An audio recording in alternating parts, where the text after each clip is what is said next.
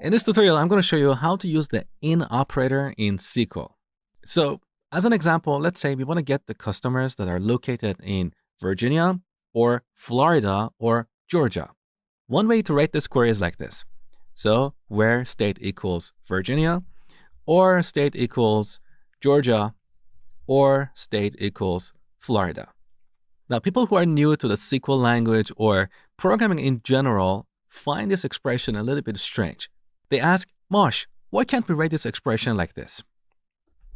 Where state equals Virginia or Georgia or Florida. Here's the reason. We use the OR operator to combine multiple conditions.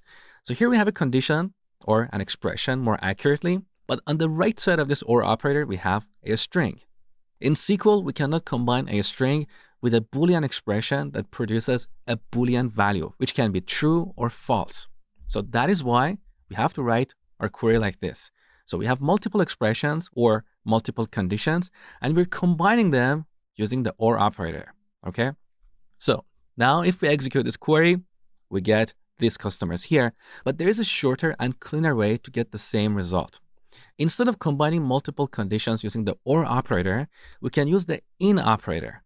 So where state is in, and then in parentheses, we add all the values like Virginia, comma, Florida, comma, Georgia. And the order doesn't matter. This query is exactly equivalent to what we had earlier. But as you can see, it's shorter and easier to understand. So let's execute it. Look, we get the exact same result. Now here we can also use the not operator. Let's say we want to get the customers outside of these states. So we can use where state not in this list. Now if we execute this query, we get customers who are located in Colorado, Texas, and so on. So use the in operator when you want to compare an attribute with a list of values. Now here's your exercise.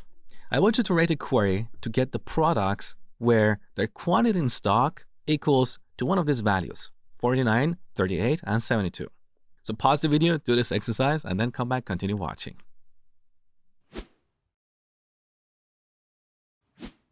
All right, this is pretty easy. So we do a select star to get all the columns from the products table where quantity in stock. We use the in operator to compare this attribute with these values, 49, 38, and 72. Let's execute the query.